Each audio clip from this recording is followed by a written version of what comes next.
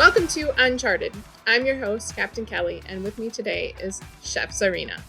Where do I start with Hi. this woman? She has worked as yacht crew, she's a below deck celeb, she's passionate about women supporting women and charity, and, well, I guess I almost forgot, she loves food too. So let's dig in so Chef can share a bit about where I am sure was an uncharted path to where she is today.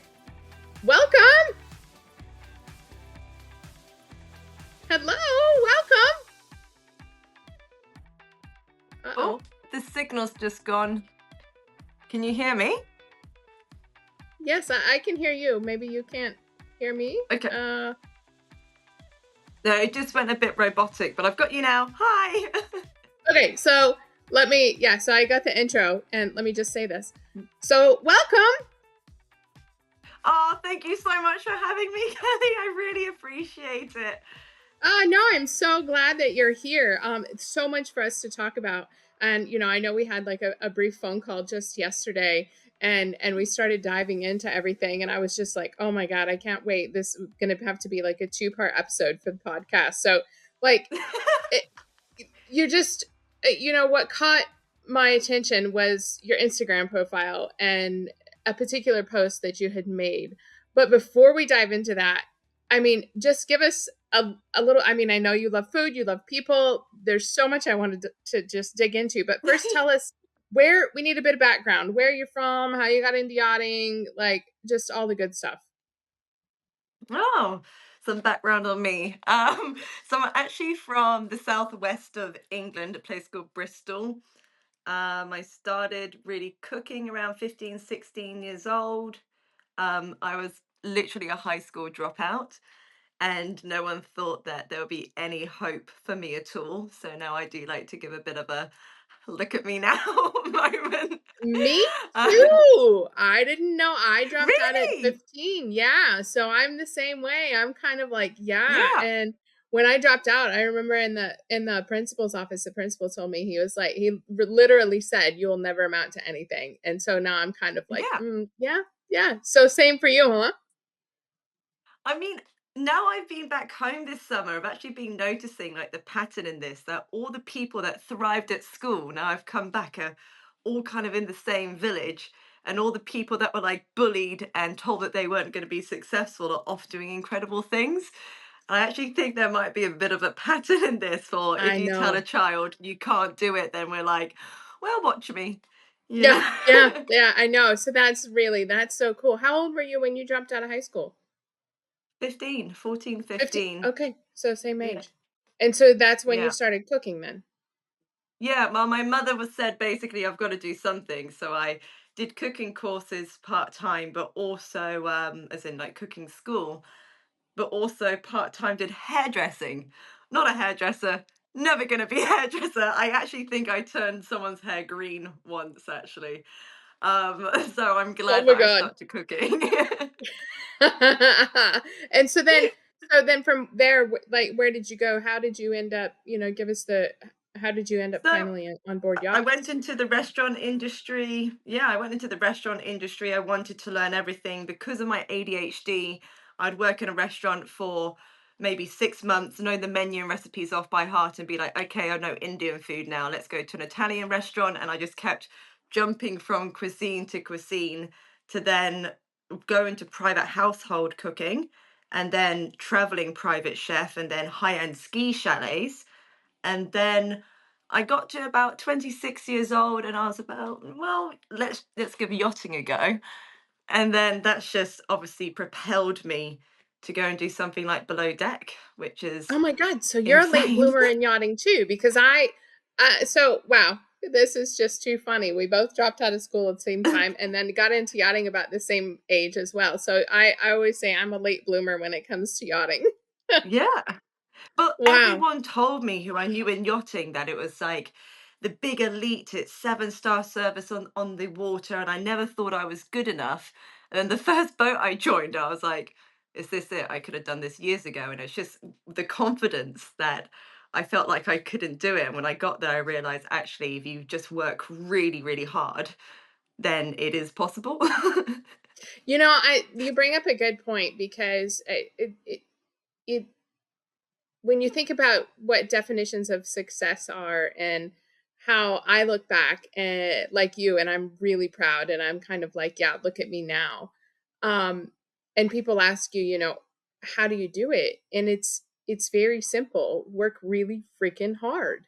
Like obsessive style work really, really hard. Yeah, I I it, know. it yeah, it's interesting though that you say, because I'm very much like you. Maybe there is something when you tell a child that they can't do something, or the ones that are bullied, or the ones that are picked on, Mm. that is there something about that then that gives them the fuel to move forward and to really just like go kick ass in life. Yeah, I think it's also like not coming from money either. Like I had to. I didn't have anything to fall back on. It was just me I had to rely on from a young age to be able to succeed. And I couldn't be like, oh, mum and dad will pay for it. I didn't have No, a safety blanket. yes, and Safety I net. remember. So- Yeah, and it's like I remember telling my mom, that I wanted a horse, and she said, "Okay, get a job." And I was only 9 years old at the time. And so when I was 11, I got a paper route and started saving my money. I only made $115 a month. But I saved and saved and saved. And then when I said, "Okay, at 15, I said, "Mom, I want a cell phone." And she was like, "Okay, I'll sign for you." She's like, "But you have to pay the bill." And at the time, when you're young like that, and then you see all of your other peers, everything being paid for them and everything like that, I'm like, no, you know what? I now wouldn't change it for the world, because that tough love, if you will, is why I feel like I can get through anything, and I can do probably yeah. like you feel anything I set my mind to. Yeah, it gives you almost like this superpower that I think is because if you don't, like what you have isn't great. So it's a little bit forced, but it's actually been a huge transition coming back to the UK for the summer for me. And this is where I feel like maybe the yachting industry has maybe changed the way I think a lot because, like you said, like we just have to work so hard. And I tried dating here for a hot minute and I dated this guy, and my God, I thought he was the laziest person I've ever met because he would wake up at 8 o'clock and go to work and come back at 4 o'clock, not want to cook, do any housework, nothing, and just be like, that was the hardest day I've ever had, and just lay on the sofa with his big fat belly. And I was like, don't want to go to the gym or work on yourself or anything. And I think about us in the yachting industry doing 20-hour shifts and we have maybe an hour, we're like, I go to the gym, Yeah. and I'm just like hearing people complain about like even less than a 9 till 5 and their weekends off. I'm just like, I have to just keep my mouth shut in bars and just be like, it's not a competition, it's a Yep. lifestyle choice. No, It's not a competition.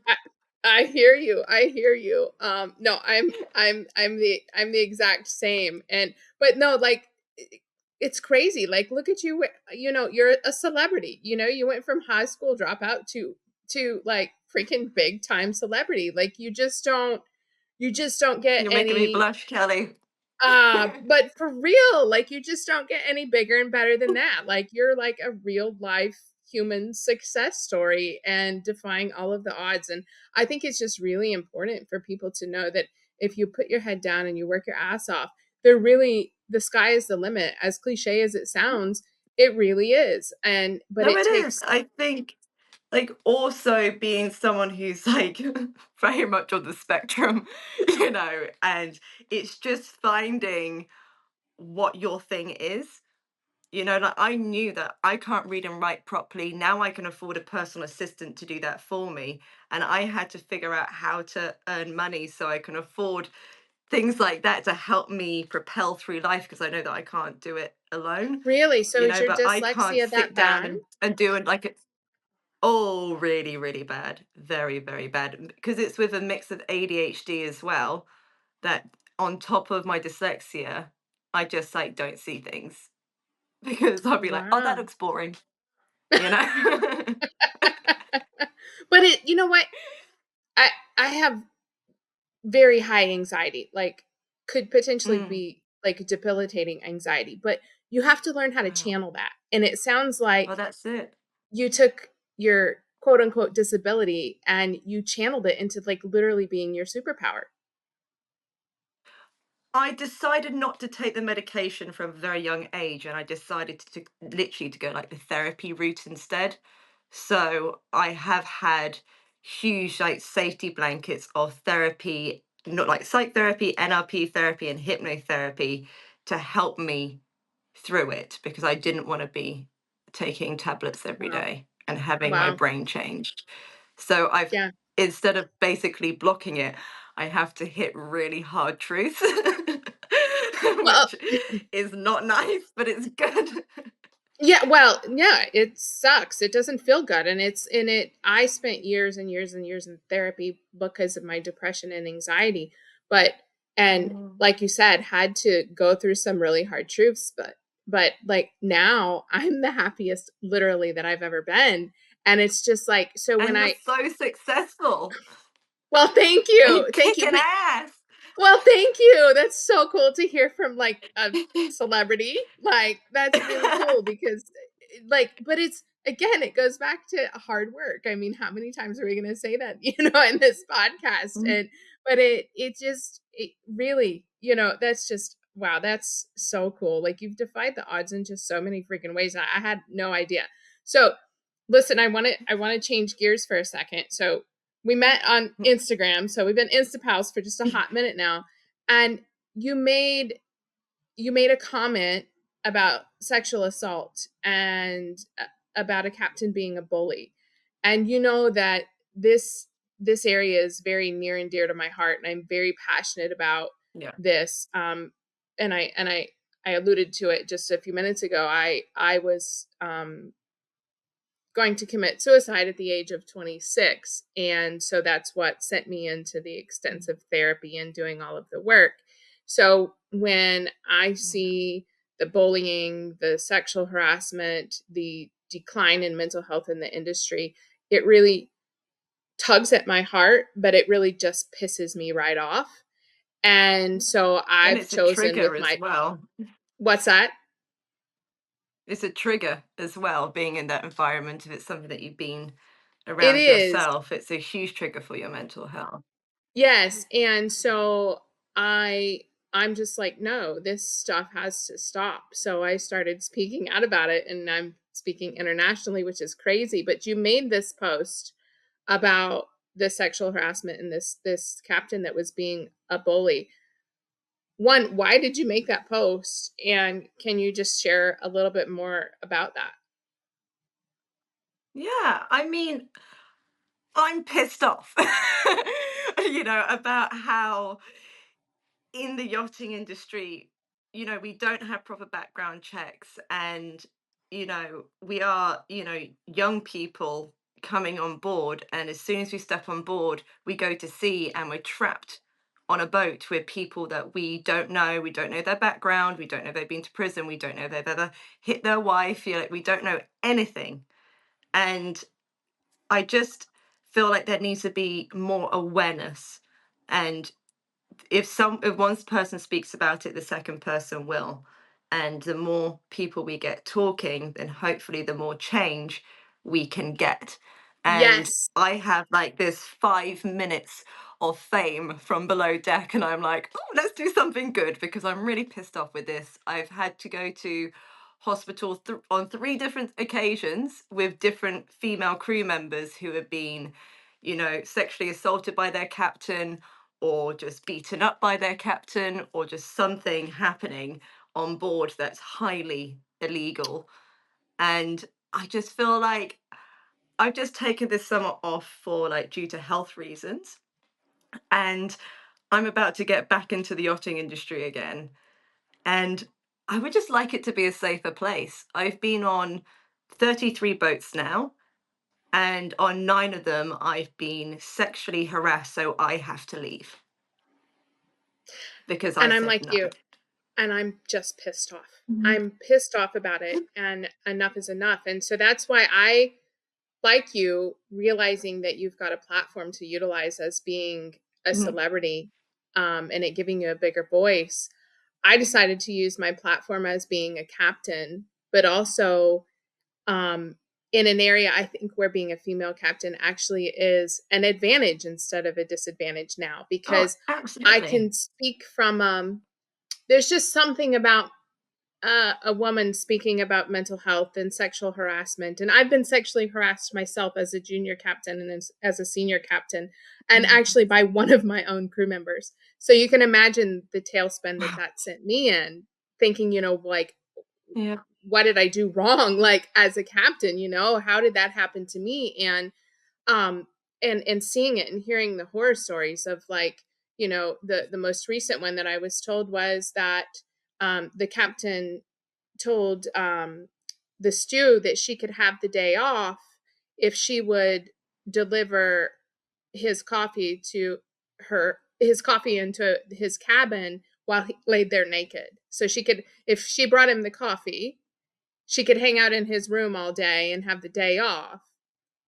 And he's laying in bed naked while she Wow. brings him the coffee. Like, or just, I mean, I'm sure we could like make a whole like podcast season on the stories that we've heard or the experiences that we've I had. But I'm like, reckon yeah, we you and could. I sharing stories, that would be a whole different That would podcast. be a whole different podcast, but it's like enough is enough. And I think this is very simple, but as we all start to peel the layers of the onion back and we all start to speak about it, it forces a cultural shift. Because as we Mm, start to encourage younger crew members to say, no, this is bullshit, you don't have to put up with this, then and yeah. I can give you a real life example. Is I encouraged a young Stu to speak up, and she was scared to death, and I said, no, you have to speak up. She comes back a couple weeks later and says, because you encouraged me to speak up, the boat is a much better place, it's safer, it's happier. And she says, Mm. and now I was able to encourage another crew member to speak up. So Oh, so, that's right, so amazing. I think that, but that's what you were alluding to. As we encourage each other to speak up, and as we you know open up about this topic, and people like you and I utilize our platforms, it encourages and almost kind of forces that cultural change and shift and level of professionalism in the yachting industry. Because it's like, if you've got people screaming from the rooftops about it, the higher regulating bodies can't ignore it anymore. Yeah. Well, I've tried all sorts now. And I feel like I don't know who I'm meant to go and scream at, because I'm very close to just being like, whose door do I go and knock at and give them an earful of what's happening within the yachting industry to try and make some changes. Because, yeah, I'm getting fed up of my friends coming to me with their news stories. And it's every season, it's like almost every week of like something actually illegal. And if it was happening in an office in New York, the HR would be in there straight away and people would be fired in instances and put into jail. But on You're a absolutely boat, right. it's fine. Oh, it's You're fine. absolutely Captain's discretion. you're absolutely right. And two, I think that I'm obviously a captain myself, but I Mm. think captains need to be a little, I don't know if humbled or humanized or something. Like, we are not gods and goddesses of the sea. And like Yeah. this pedestal that we're put on, okay, Mm. it's, yes, have the respect for the fact that I hold the license, and that at the end of the day, the buck stops with me and I'm responsible. If shit hits the fan, I'm the one in the hot seat, not you. Have the respect for that. But the abuse of power is just sick. Like, I'm not, you know, uh, I'm not a god or a goddess of the sea. I'm a captain, and Well, and I I'm think so there's I'm that. so glad you used the word God, because I've always said that as soon as, the next Tom, Dick, or Harry gets their captain's license, it's just a new God complex entering the yachting season.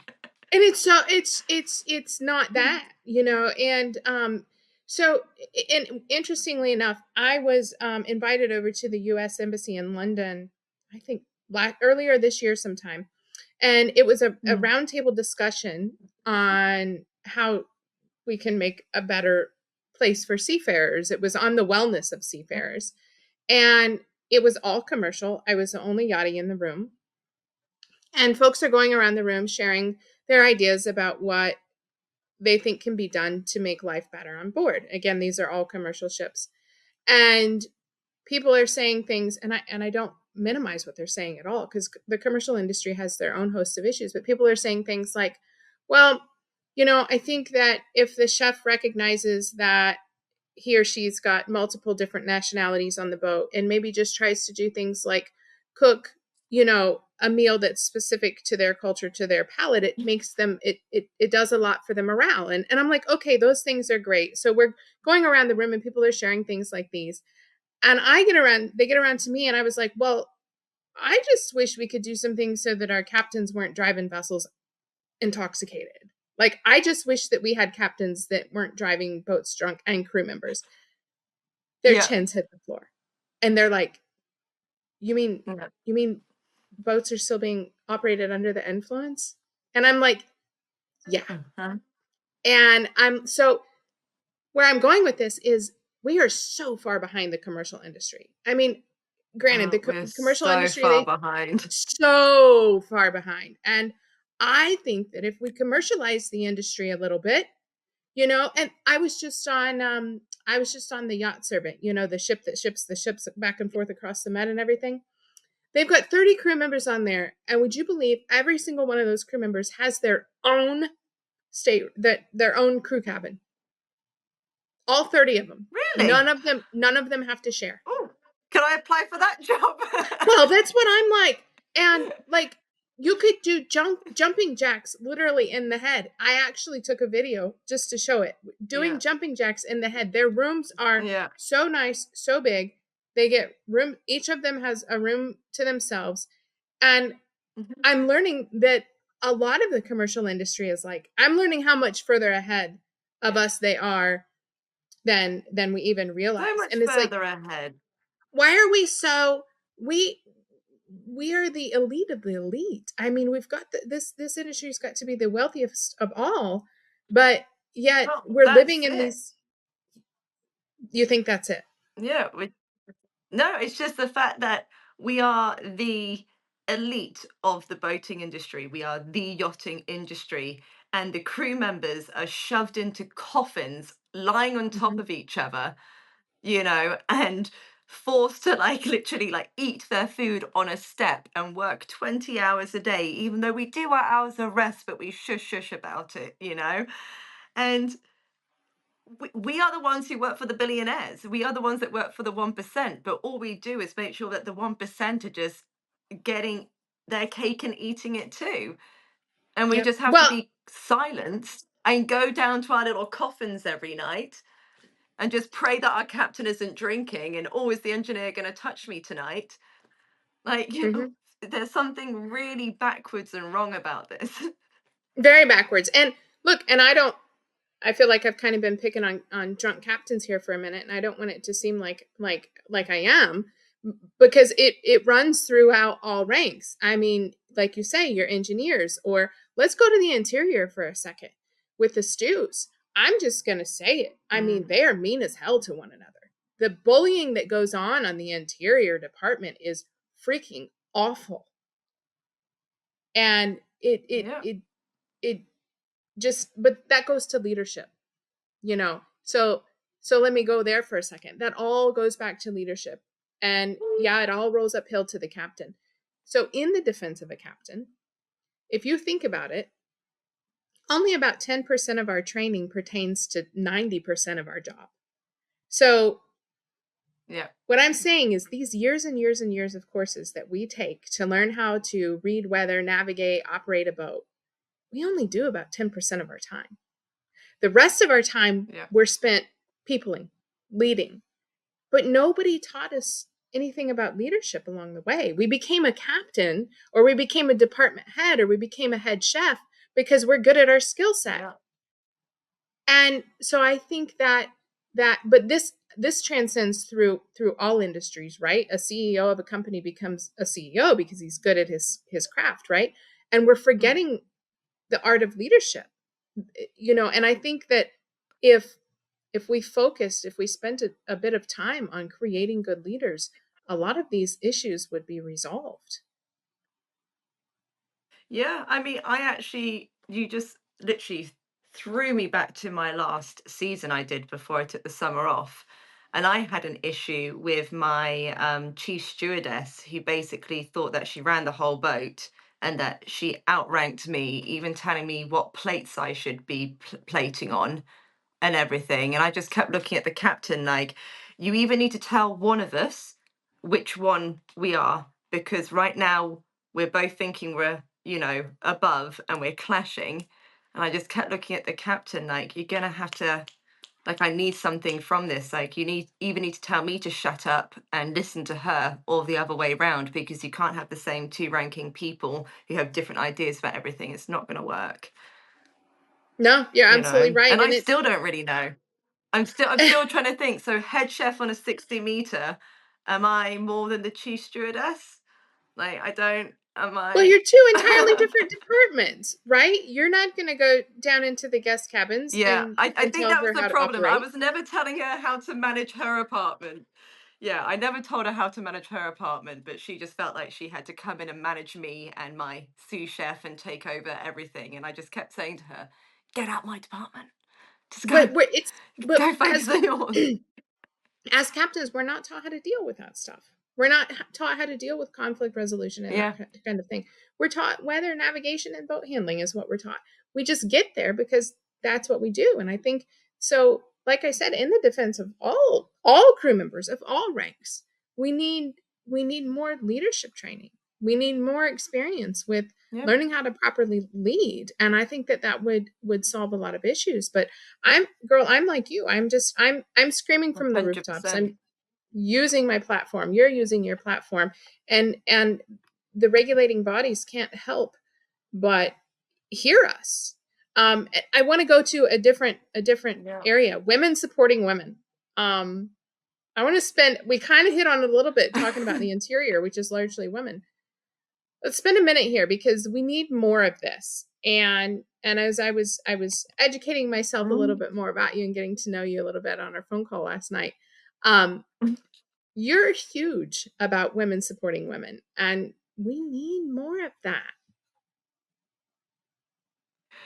I say that though, I love women supporting women, and most of my team I work with, like, I have a female personal assistant. I normally work with female photographers, and like, and well, I do women and the gay community basically. Um, but I do have this fine line with women that I can tell if someone says that they're a woman supporting women and they're actually not, and I get rid of that negativity quite quickly. And I feel like there are a few frauds out there with Let's just women supporting women, you know. let's go there because I feel like there are a few frauds, a few specific groups, organizations that say they're women supporting women, Hmm. and they're not. Hmm. Yeah. Yeah, Yeah. and it's such a sensitive subject because I feel like there's so much I want to say and I don't want to get into trouble. But yeah, recently, this last year, especially when I've been getting more into women supporting women and also the gay and trans community, I've just been noticing a lot of frauds out there, and I'm just like, you do have to watch out for it. But yeah, I women supporting women is huge for me. Like, I think being like a survivor of sexual assault as well, and my case being dropped by the police was a huge, eye opener for When was me. this? When did And this happen? that was when I was 19. Okay, 19, so yeah, you weren't 19 on years board. old. I was sexually assaulted by two men. No, this is, yeah, way before. But I've had instances on board, but nothing. I think after that, I kind of made a promise to myself that I would never let anything get that far again, and I would actually very much stick up for myself. I think being Wow. 19 years old, I just froze and I was scared. You But don't well, not but anymore. relate that back to yacht crew. These young 19-year-old, girls that are Mm, they're looking at these other senior positions and just enamored by them and mhm. they don't realize that they can say no. They don't realize that no, Yeah, you tell that person to buzz right off.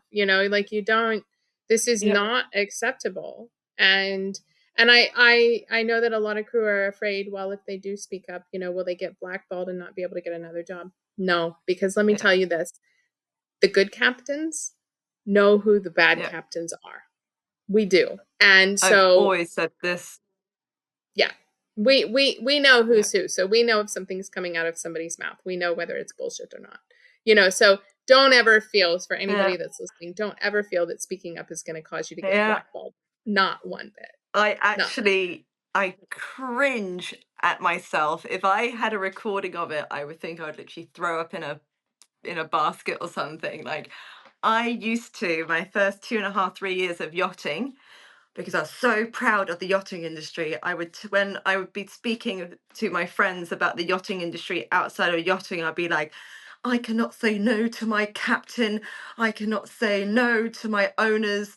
This is how I am. If I have to work this many hours and I just say yes, I turn a blind eye. This is true, to literally prostitution of the underage sort, because my owners, that's what they wanted on board, and they pay me, and like, this is how I am in the yachting industry. To now, I will very happily just go up to my owner and go, hey, by the way, I actually haven't slept in 3 nights. I don't feel very safe using my knife. So if you don't mind going out for lunch today, just so I can lie down for a bit, that would be great, because I really don't want to hurt myself. Like, yeah. I just, It's okay yeah, to say I just, no. But yeah, I think, people, and look, and I always say this too, it we always get, as captains, we get pushed to make a crossing or to make a passage or yeah, whatever, when the seas are not safe. They're not good, but yeah, we've got an owner behind that's us a or a huge manager one. going, no, you have to go, go, go, go, go. No, you don't. You do Yeah, not have to you don't. go. You don't. And I and actually, because of that, I was on a boat that sank, and that's because I'm pretty sure that the owners paid the captain just to take the boat over. And yeah, it was probably one of the most traumatic experiences of my life. And the captain decided to go ahead and do it, and then we, obviously, as crew members, didn't get anything in the insurance or anything. But then my captain suddenly happily retired after that, and he lives in the French Riviera now with a big swimming pool, and he's, yeah, it's weird how that happens, isn't a it? little It's bizarre. But I yeah, when you have someone breathing down your neck saying the boat's got to be here, it's got to be here, it's got to be here, or you've got, you know, you've got yeah, you've got kids at home and you've got to put food on the table and you got to put a roof over their head. The thought of possibly being fired because you say no is very real. I get that. yeah, We've got bills to pay, and especially if you've got people depending on you. And some of us come from places where we're supporting our whole entire family back home. And but well, I get that, but you can say no. mm, You can say no to a guest, you can say no to an owner, you can say no to your captain, yeah, you can say no to your head chef, your chief stew, like, you can yeah, say no. And yeah, absolutely, yes, and so I hope anybody that hears that gets that point. If it's not safe, if you're not comfortable with it, speak up. And you know mm, what? If you get I always say this, if you maintain a good work ethic and a good reputation in the industry, and somebody says, "All right, well, fine, you don't want to do that, you're fired." Well, you know what? There's a good chance before you even get to the end of the dock, you've probably got another job. If you really yeah, maintain, which has your actually reputation. happened. Did it? Yeah, see? Okay, so you're saying that actually happened Yeah. to you. Yeah. So, Yeah, I yeah. mean, I'm very proud to admit as well. Like, I've been fired off many boats, like I have, and for like very well, mostly for like saying no to sexual assault. Sorry, I don't want to sleep with you tonight, Captain. And then I'm off the boat and literally on the boat next door, like, morning, Captain. Oh my gosh, yes. So tell me, eh, and we are. I told you yesterday when we talked we were gonna have to come back for a part 2, because can you believe we're like 45 minutes in already? Um, Oh my gosh, yeah, um, but eh, I kind of want to go back to the women supporting women. Um, yeah. And let me just ask, why do you think there are some of these groups that are supposed to be out there supporting women, but in fact they're not? They're tearing other women down? Because it's happened to me before. I yeah, I feel like it's groups, it's it's women, saying that they are, and acting like they are, especially on social media, But I think I think it's two reasons. I think one, some women actually convince themselves that they are, and then I think other people think that it's just a way to make money.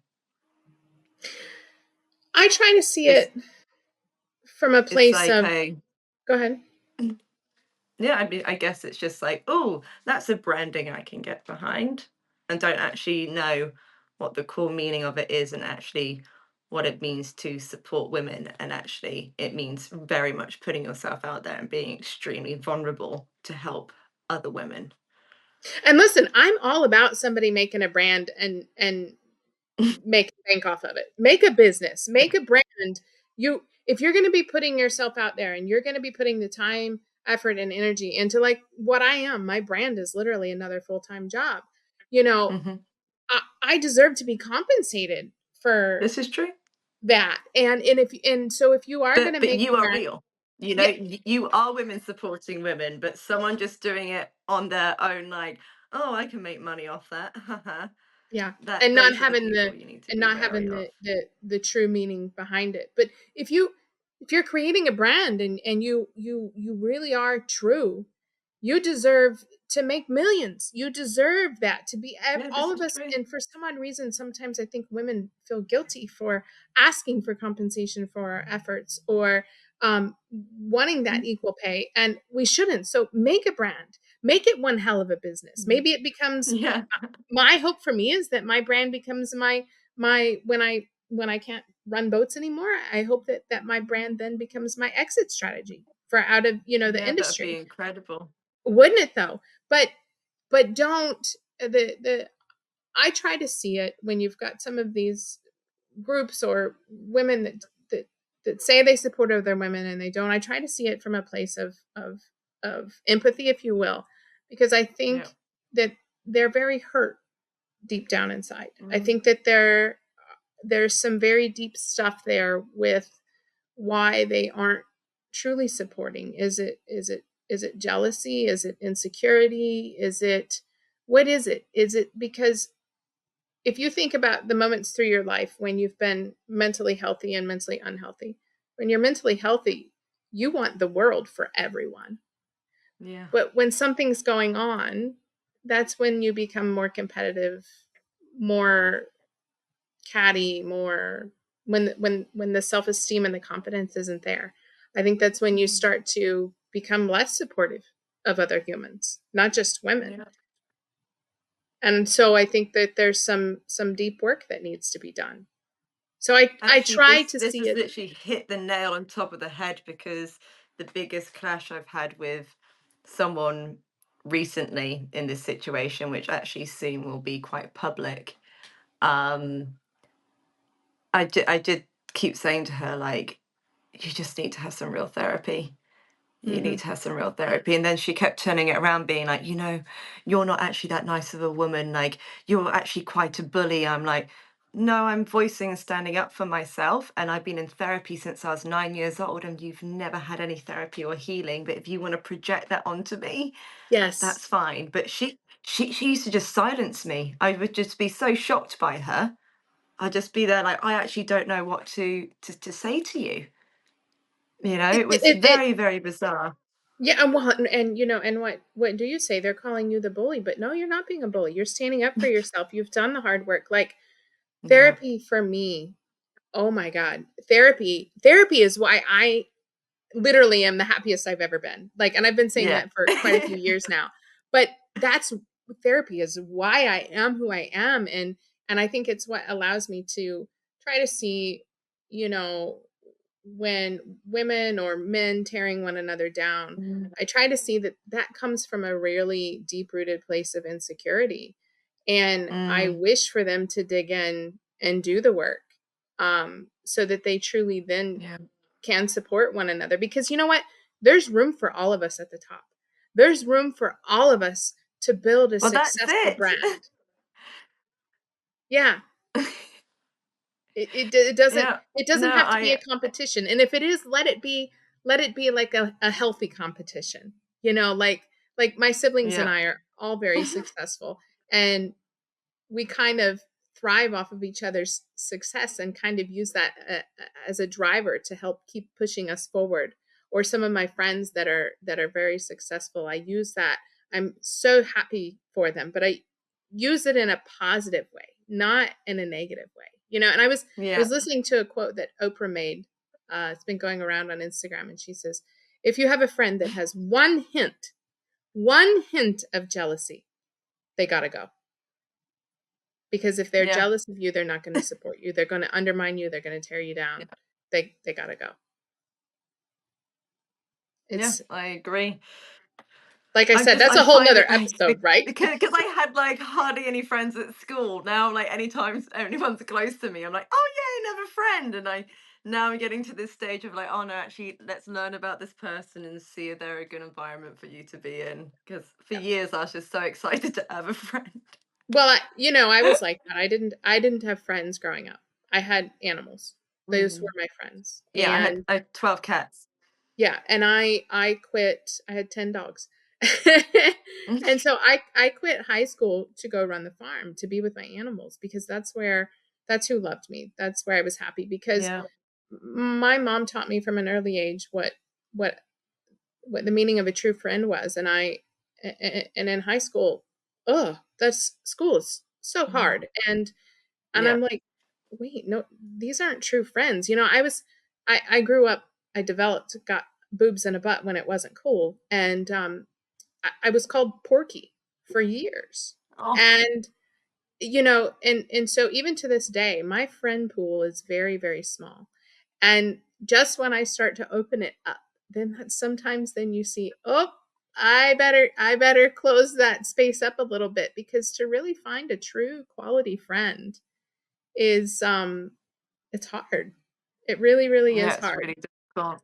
And I I'm have a lot of so acquaintances. grateful for like my girls I can count on one hand that have we've been we will say like we're like the bury the body friends, and Yeah, I think I'm going to I was even discussing with one of them the other day, being like, so when we die together, should we go on top of each other in the grave or side by side? right. And I've got, like you say, a handful. I've got 3 or 4 solid Yeah, friends, yeah, you know, solid. solid.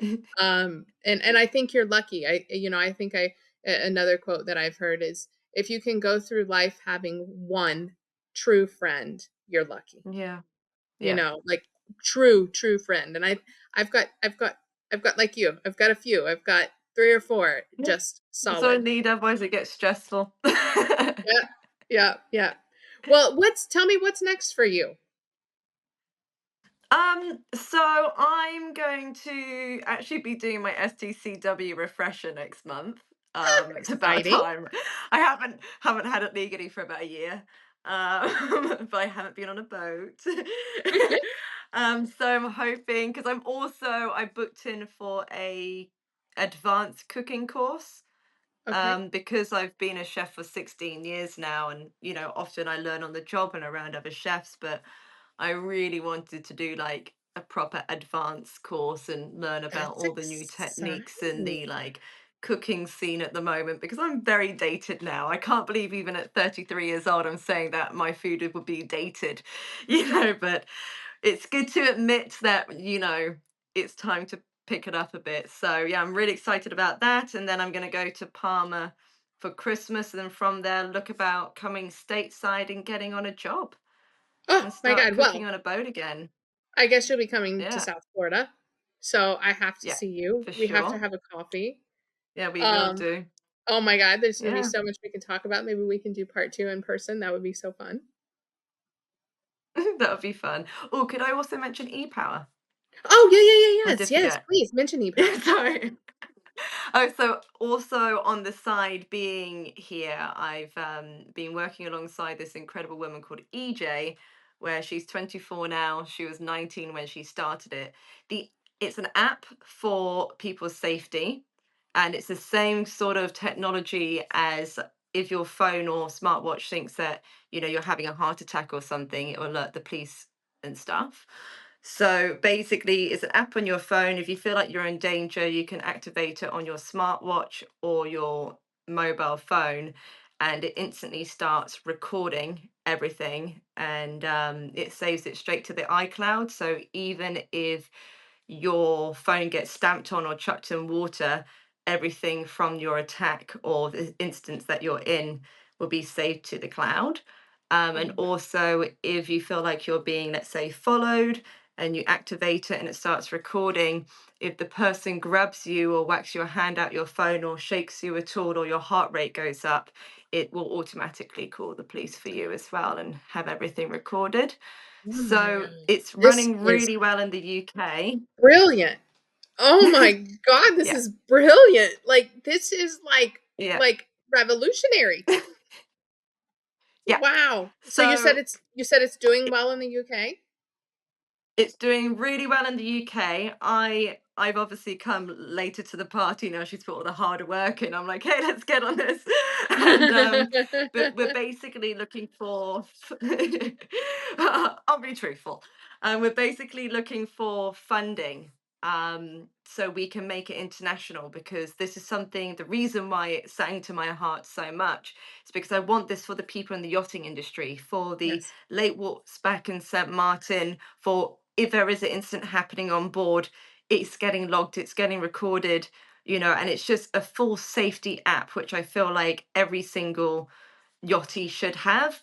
But we need the funding for it. So, yeah, if you do invest, you do get a share of the company, and you can contact myself or EJ about it, and we will send you all the right tools to come and invest in us so we can make it international and start helping our yachting Oh my community. god, this is brilliant. This is absolutely brilliant. So whatever I can do, obviously here on the podcast, but whatever I can do to help spread the Mhm. message far and wide, even I don't even if we've got to do a couple of collabs on social to get that message out there, this is absolutely brilliant. This is Yeah, wow. Wow. Well, I'd say we yeah. ended on a She high note for is sure. literally, yeah, really. This woman, you should speak to her as well, actually. Maybe You you have should to just have a introduce call with me. her This and sounds like learn an more about amazing this woman. app. Really, she is, Wow. oh, yeah, very inspirational and just kicking ass in the tech world that she's in. And I've just here for the ride to try and help push it to do something to benefit people for their safety. Excuse me. This is fantastic. So This is excited you're absolutely choking. well, well, I'm just getting over COVID, so I've got that lingering crap that comes along. So, Oh, yeah, yeah, bless you. yeah. No, Zarina, this has been amazing. We have to do a part two. I have to see you in the flesh. Like you've Yeah. just got you're a superhuman. Like I knew with just your 60-second reel, I was like, I need to talk to this woman. Yeah. Like you're You're like, "Oh, awesome. she's pissed off as well." Yes, she's had it too. I'm like, let You're us like, speak "Oh, on the snap." yeah. All right, everybody. Well, Oh, thank you I for just feel so privileged for you to talk to me today and have you on your podcast. I always watch your podcast. I've always thought, "Oh, that would be cool one day," but never thought I'll get invited. So this oh is my gosh. super Oh, cool. Thank you so no, much. no, thank you. Thank you so much for saying yes. And this has just been awesome. And so just thank you Yeah. to everybody else that has listened to just one more episode of Uncharted. Yeah. Oh, brilliant. Oh, thank Ah, you. yeah, oh my god. Girl, we've got to get together. We have to get together. I know.